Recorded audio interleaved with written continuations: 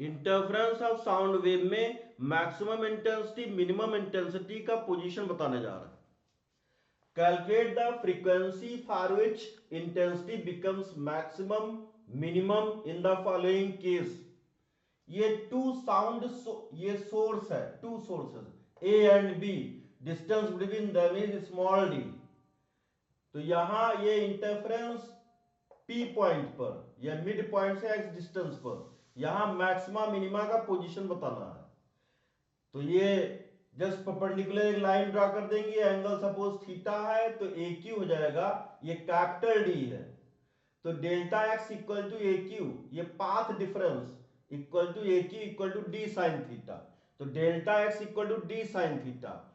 तो if theta is very small तो sine theta approximate theta और tan theta approximate theta equal to x by tan theta equal to x by capital D.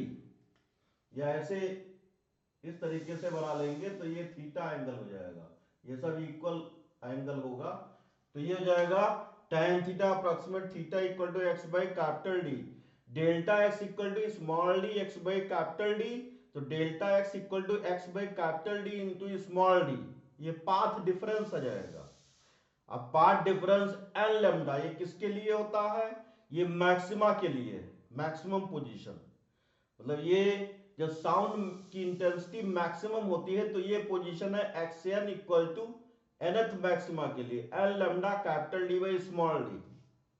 N numbers होते हैं, N equal to 1 2 3 हम put कर सकते हैं।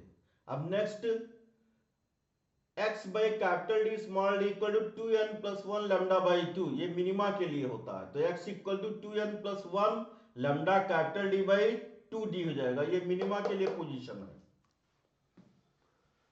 अब next calculate the frequency for which intensity of the sound becomes minimum for the listener.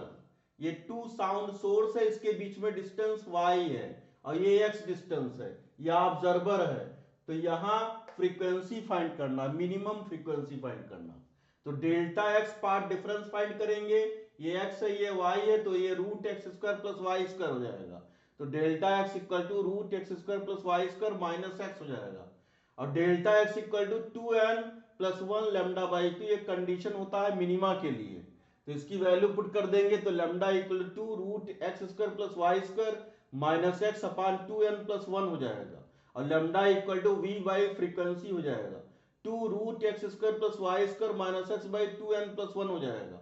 तो frequency equal to v 2n plus 1 upon 2 root x square plus y square minus x हो जाएगा, ये frequency हो जाएगा। Variation of intensity, ये point source है तो intensity equal to power upon area, तो I equal to power upon 4 pi R square. तो intensity inversely proportional to R square, ये इंपॉर्टेंट फॉर्मूला, इसको याद रखना।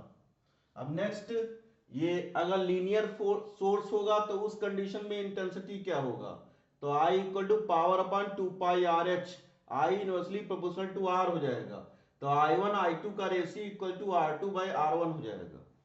Thank you.